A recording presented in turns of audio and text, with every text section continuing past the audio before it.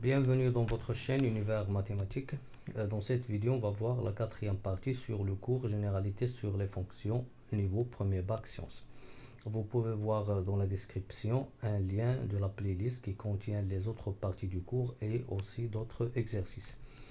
Donc dans cette partie, on va voir ce qu'on appelle composé de deux fonctions numériques. Par définition, on va considérer f et g, deux fonctions numériques définies. La première fonction f, elle est définie sur l'ensemble i, et la deuxième fonction g, elle est définie sur j, avec une condition qui est nécessaire pour parler ici d'un composé, tel que f de i est inclus dans j. On va voir ici quand est-ce qu'on peut changer les intervalles i et j.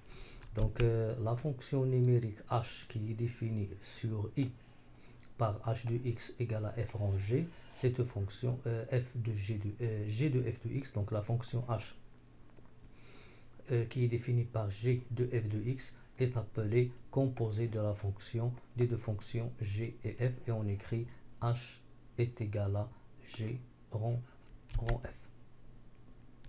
On le note g rang f. Et ici, on a dit que le composé de f et g, c'est h dans cet ordre, g rang f. Pourquoi g rang f? Bien sûr, ici, on a écrit g de f de x qui est bien sûr g rang f. C'est pour cela qu'on a pris la condition f de i est une partie de j. Donc, premièrement, i, c'est le domaine de i. On applique f à i, et f de i, il doit être une partie du domaine j, qui est le domaine de la fonction g. Si je considère par exemple f rang g, maintenant ça c'est le domaine, on va prendre le domaine de g qui est j, et on va prendre l'image de ce domaine, il doit être une partie du domaine de f qui est le i. Donc pour parler du composé f g rang f dans cet ordre, il faut que f de i soit inclus dans j, et pour parler du composé f rang g, il faut que g de j est inclus dans i. Prenons un exemple du composé. On va considérer deux fonctions f et g, deux fonctions très simples. La première, c'est une fonction polynôme ou bien trinôme du deuxième degré, ça c'est un monôme. Et on veut déterminer les fonctions h1 et h2, telles que h1 c'est le composé g rang f, et h2 c'est le composé f rang j. Bien, pour h1, bien sûr, on va parler de domaine ici.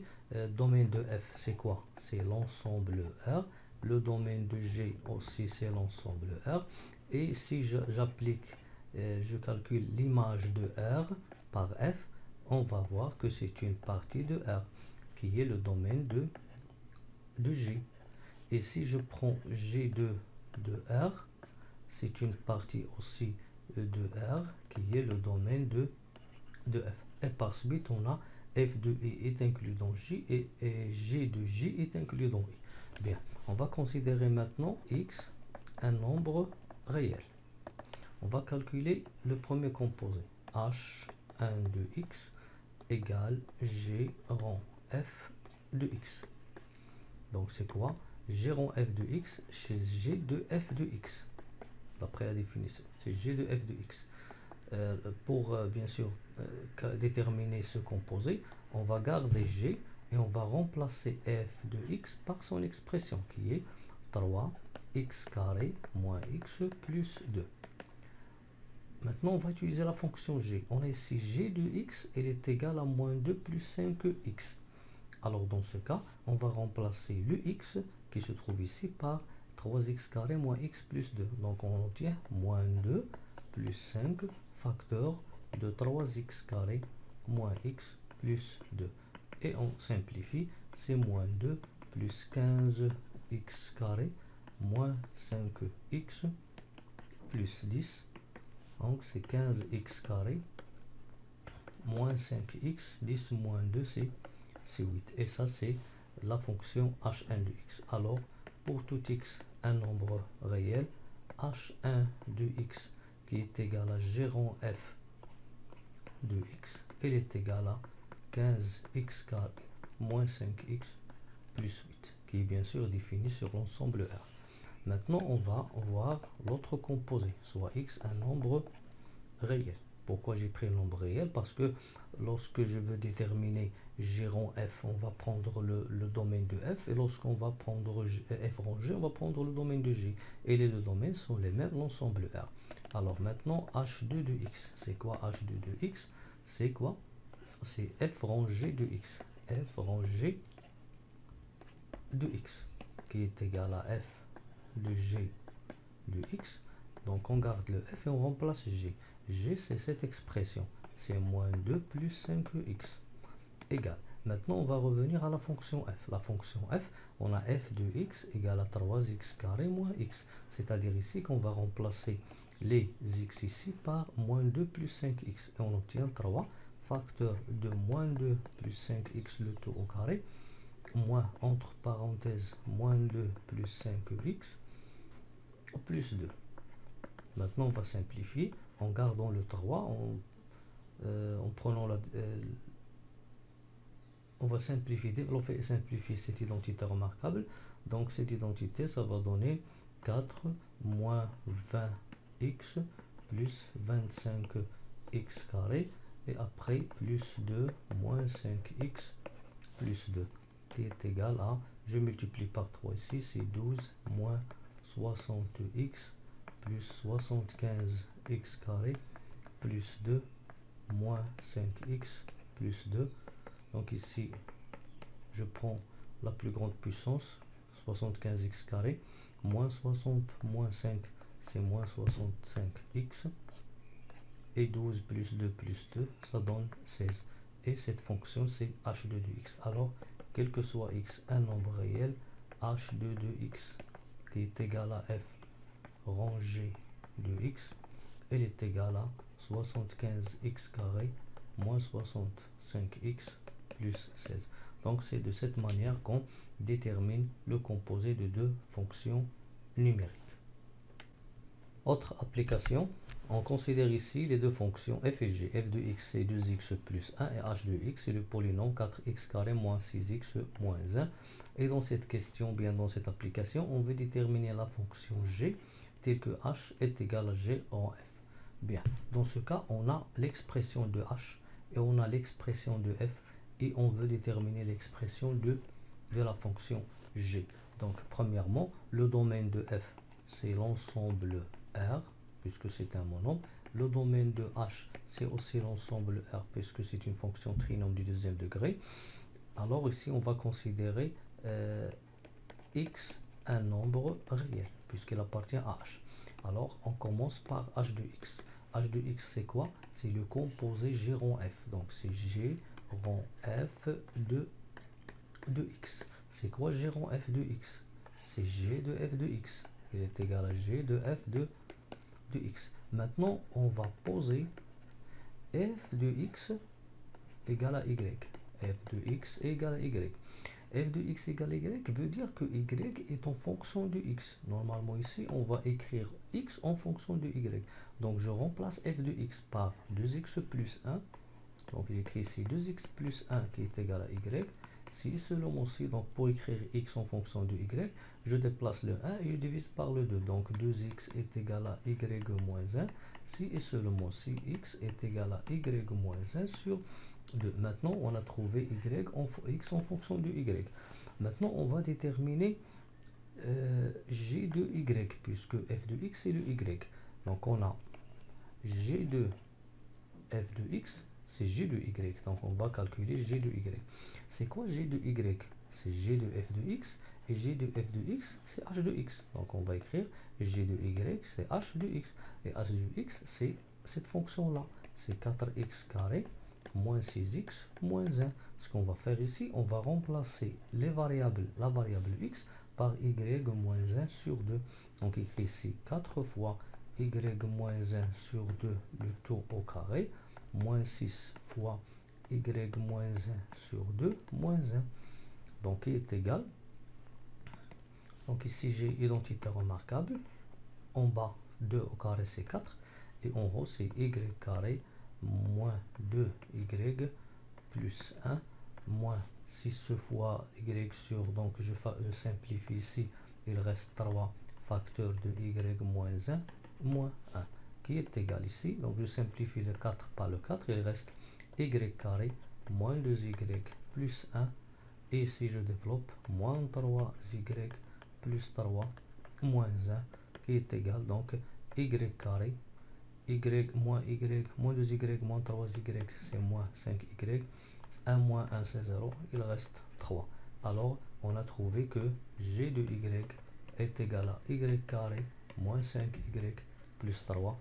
Alors pour tout x, un nombre réel, la fonction g de x telle que h égale à g rond f, c'est la fonction g de x qui est x carré moins 5x plus 3.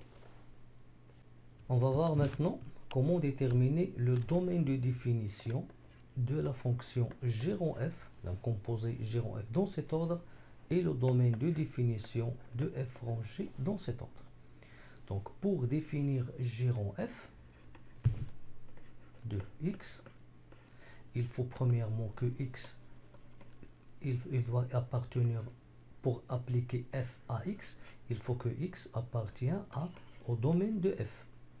Et pour appliquer g à f de x tout entier, il faut que f de x appartient au domaine de g. Donc ici, le domaine de g rond f, c'est quoi? C'est l'ensemble des nombres réels x, tels que, premièrement, x appartient au domaine de f, et après, f de x tout entière appartient au domaine de g.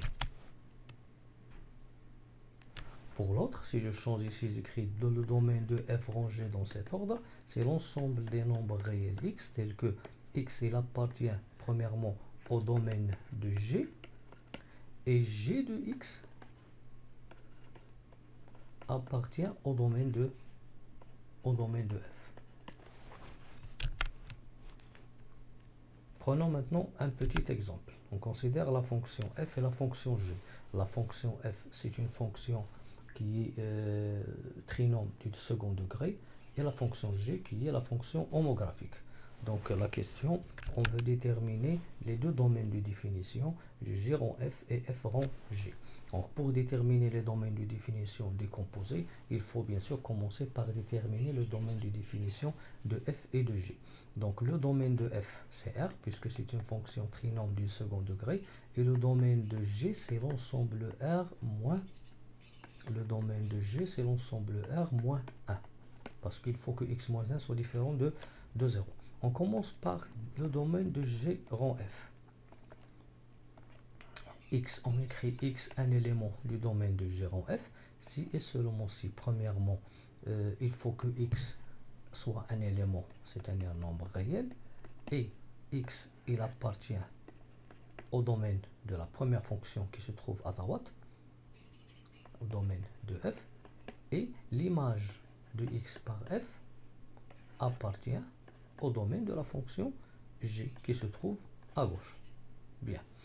Équivalent à dire que x c'est un nombre réel et x un élément. C'est quoi le domaine de f? C'est l'ensemble R, donc on va écrire ici R.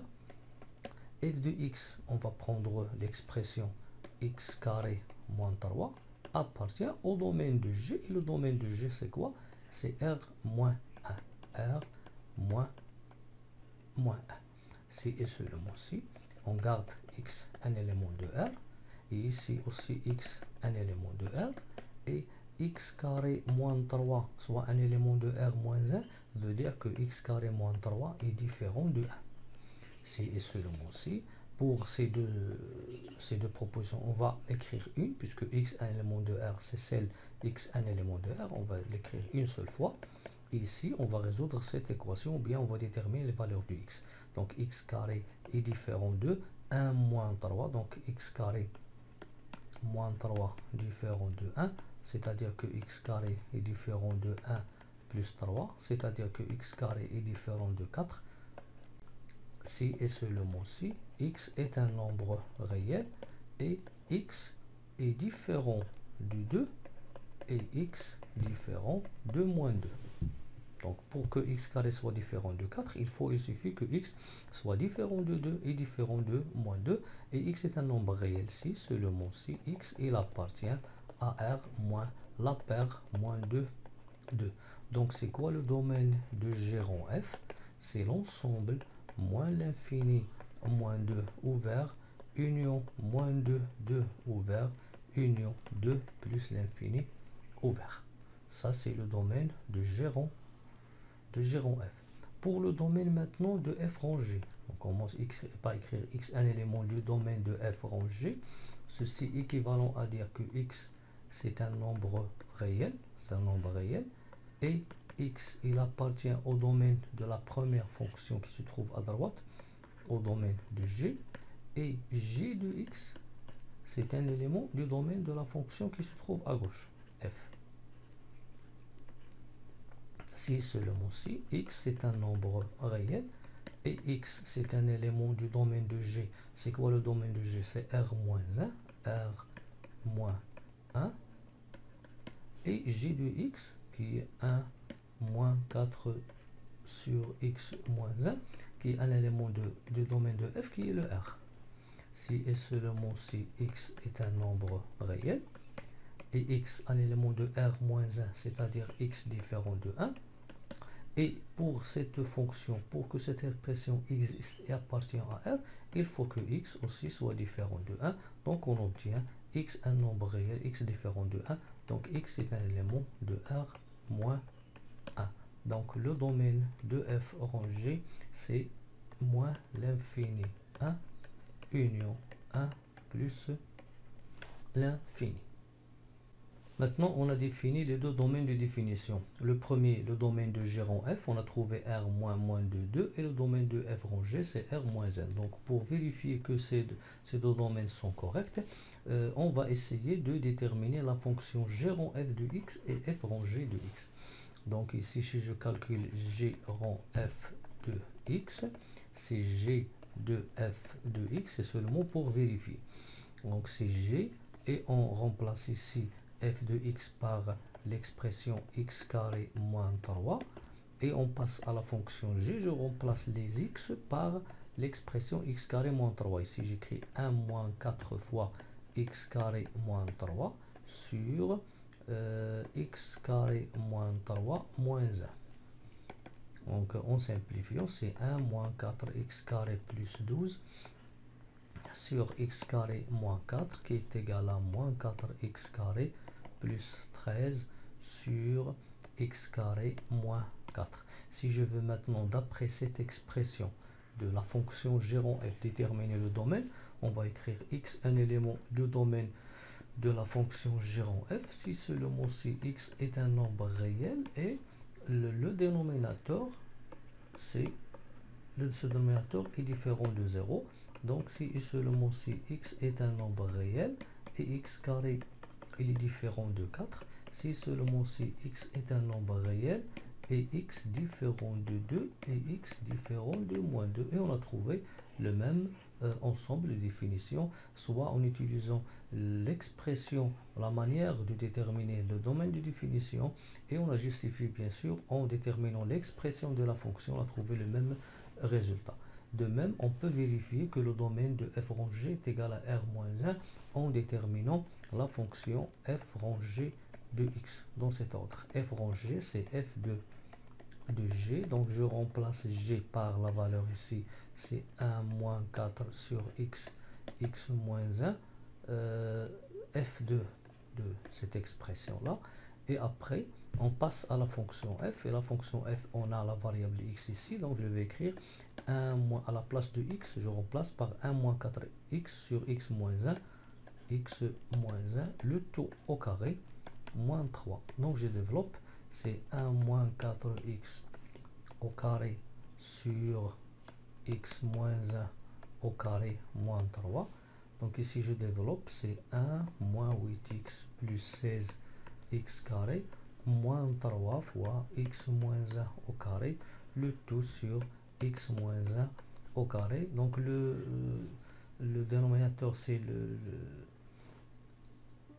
donc ce qui va nous aider à déterminer le domaine, c'est le dénominateur. Donc je peux soit simplifier le numérateur ou pas. Ce qui est important ici, c'est que le dénominateur, il faut qu'il soit différent de 0. Donc pour déterminer maintenant le domaine de définition de f rangé d'après cette expression-là, Donc x un élément de f rang G si seulement si le x est un nombre réel et le dénominateur x moins 1 au carré est différent de 0.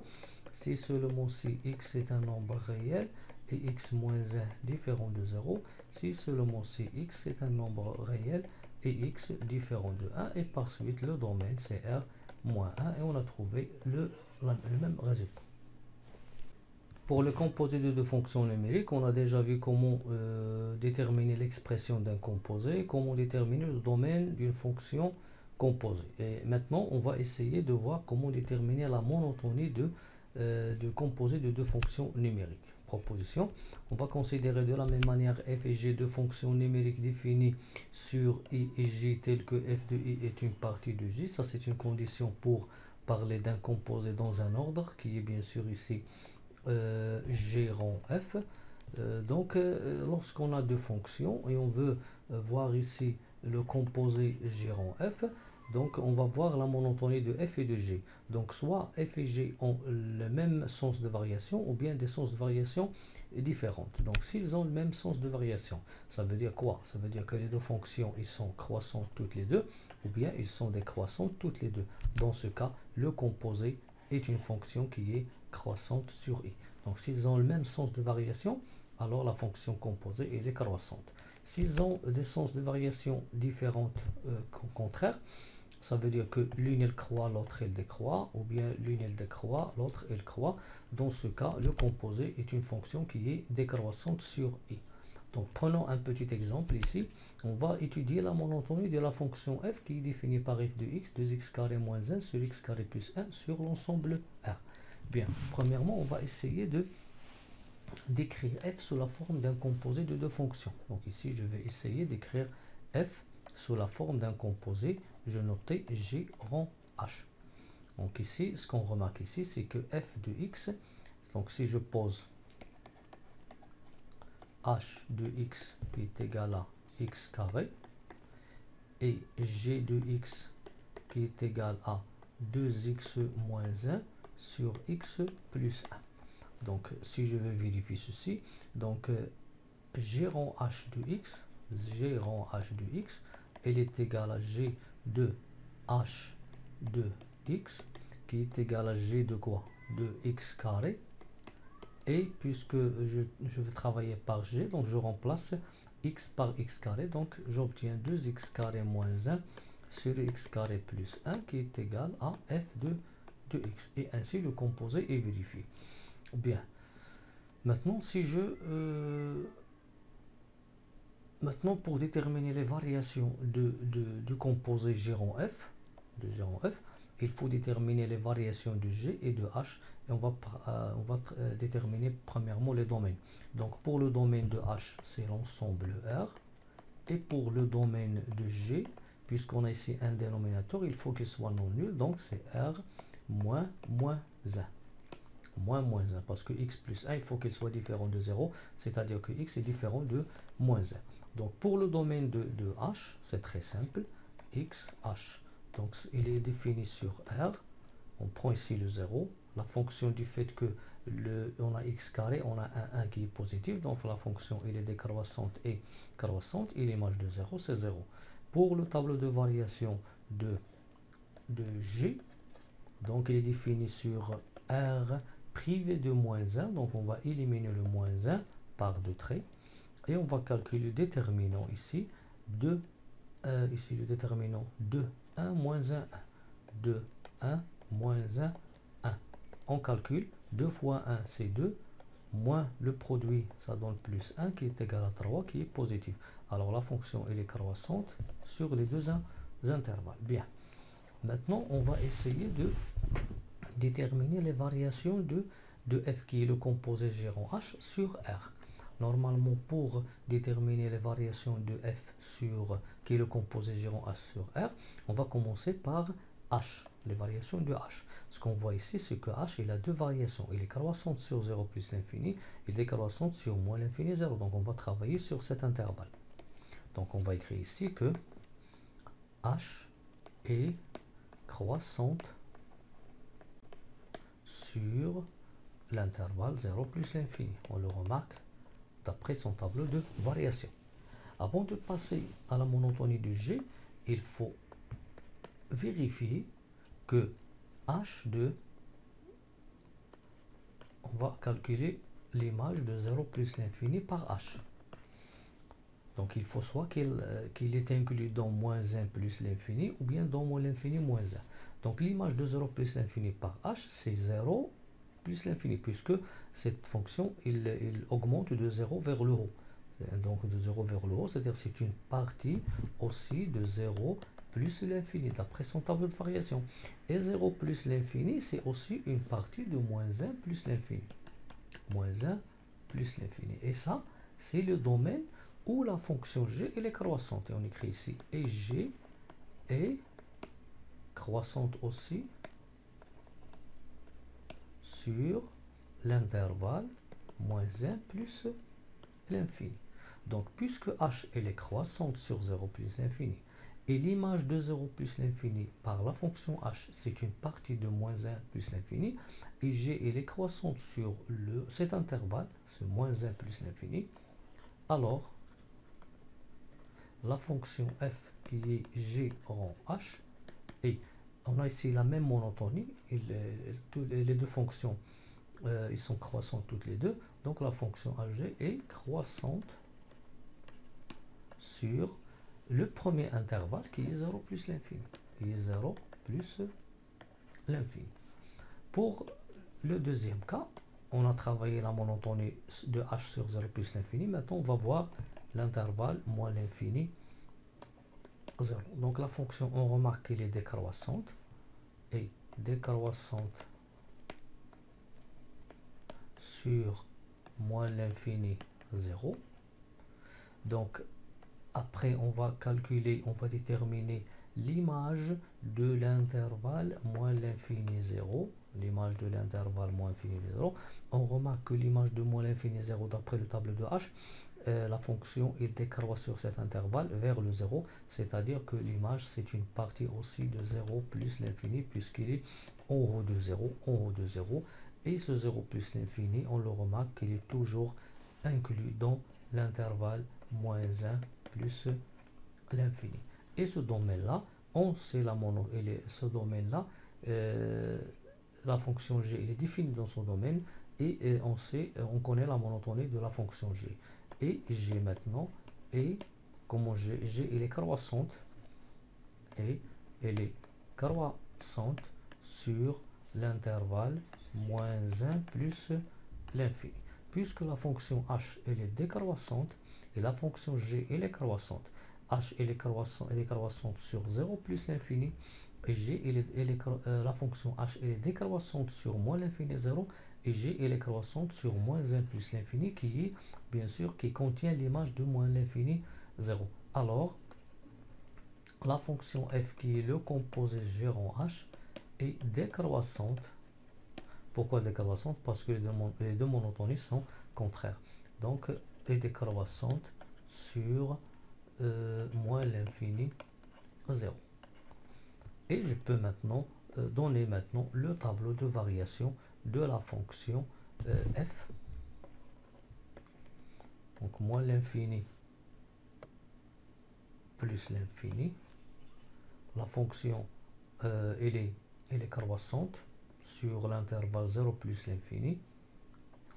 Elle est décroissante sur l'intervalle moins l'infini 0. Et l'image de 0 par cette fonction, c'est le moins 1.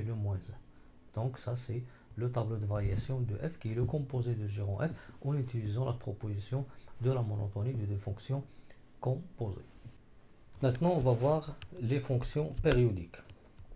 Donc, par définition, on va considérer f une fonction numérique définie sur son ensemble de définitions. On dit que f est périodique s'il existe un réel t tel que, premièrement, pour tout x, un réel qui appartient au domaine. Premièrement, x plus t, c'est aussi un élément du domaine. X moins t, c'est aussi un élément du domaine. Et l'image de f de x plus t est égale à f de x.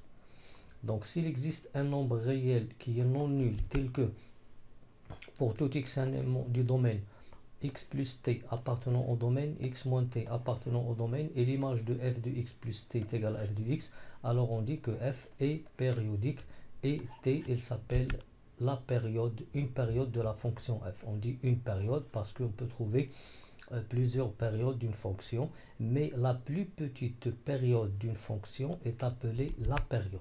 Donc on dit la période d'une fonction, c'est quoi? C'est la plus petite période strictement positive de la fonction. Prenons quelques exemples. On veut montrer que la fonction f de x qui est égale à sinus de x est périodique de période t qui est égale à 2π. Donc premièrement, on commence par le domaine de la fonction, ça c'est l'ensemble R.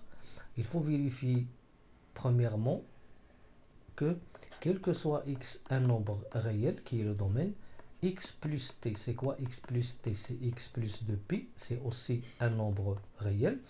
On vérifie deuxièmement que x moins t, qui est dans notre cas x moins 2π, c'est aussi un nombre réel. Maintenant, il faut vérifier que f de x plus t est égal à f de x. f de x plus t, c'est f de x plus 2π, qui est égal à sinus de x plus 2π. Et on sait déjà que, quel que soit x un nombre réel, sinus de x plus 2kπ, à condition ici qu'on a un nombre pair, f de x plus 2kπ est égal à sinus de x. Donc ici, on trouve que sinus de x plus 2π est égal à sinus de x, et sinus de x, dans notre cas, c'est la fonction f de x. Donc, puisque pour tout x un nombre réel, x plus 2π appartenant à R, x moins 2π appartenant à R, et f de x plus 2π est égal à f de x, alors f est périodique de période t qui est égal à 2π. Bien, donc on peut appeler t une période. Bien sûr, t est égal à 2π. Si je considère par exemple t' qui est égal à 4π, aussi 4π, c'est une période, parce qu'il vérifie ici que, et quel que soit x un nombre réel, x plus 4π, c'est aussi un nombre réel, x moins 4π, c'est un nombre réel, et f de x plus 4π, d'après la fonction, c'est sinus de x plus 4π qui est égal à sinus de x. Alors, puisque 4π, il vérifie ces trois conditions, alors on peut dire ici que la fonction f, elle est périodique de période 4π. Mais 2π, c'est la plus petite période strictement positive. Donc, 2π, il s'appelle dans notre cas la période de la fonction f de x qui est égale à sinus de x. Prenons un autre exemple. On veut montrer que g de x qui est égal à cos de 2x est période de période t qui est égale à π. Premièrement, le domaine de g, c'est quoi? C'est l'ensemble R. Il faut vérifier ici que quel que soit x un nombre du domaine qui est R, x plus t dans notre cas c'est π, x plus p, bien sûr si on prend un nombre réel, x plus p c'est aussi un nombre réel, x moins p c'est aussi un nombre réel. On va maintenant calculer f de x plus p. f de x plus p, c'est quoi? Dans le, g de x plus p, c'est quoi? C'est cosinus de 2 facteurs de x plus p. On remplace x par x plus p. Je développe, donc c'est le cosinus de 2x plus 2π. Et on sait déjà que quel que soit x un nombre réel, cosinus de x plus 2kπ, avec ici 2k, c'est un nombre pair, est égal à cosinus de x. Donc ici, je peux simplifier par 2π et le résultat, c'est cosinus de 2x qui est égal à g de x. Puisque pour tout x un nombre du domaine de g, x plus p appartient au domaine de g, x moins p appartient au domaine de g, et g de x plus p est égal à g de x, alors la fonction g est périodique de période p. Autre exemple, on prend la fonction h de x qui est égale à x moins la partie entière de x. On veut montrer qu'il est périodique de période t qui est égale à 1. Donc le domaine de h, c'est l'ensemble R. On va vérifier ici que quel que soit x appartenant au domaine qui est R, x plus 1, ça c'est t, est égal à 1. X plus 1, bien sûr, c'est un nombre réel. X moins 1, c'est un nombre réel. Maintenant, on va calculer f de x plus t, c'est-à-dire h de x plus t, c'est-à-dire h de x plus 1. il faut essayer de trouver h de x. Donc h de x plus 1, si je trouve qu'il est égal à h de x, alors 1 c'est la période de la fonction h. h de x plus 1 c'est quoi? Donc c'est x plus 1 moins la partie entière de x plus 1. On a déjà vu une propriété concernant la partie entière, c'est que quel que soit x un nombre réel, quel que soit n un entier relatif, la partie entière de x plus n, entre parenthèses, c'est la partie entière de x plus n. Donc ici, je vais garder x plus 1 moins, et la partie entière de x plus 1, c'est la partie entière de x plus 1, puisque 1 c'est un nombre relatif. Il prend la valeur de n. Alors, entre parenthèses, partie entière de x plus 1. On supprime les parenthèses, on trouve x plus 1 moins la partie entière de x moins 1. 1 moins 1 c'est 0, il reste x moins la partie entière de x, et cette fonction, c'est la fonction h. Alors, puisque quel que soit x un élément du domaine de h, x plus 1 il appartient au domaine de h, x moins 1 appartient au domaine de h, et h de x plus 1 est égal à h de x, alors la fonction h est périodique de période t qui est égale à 1.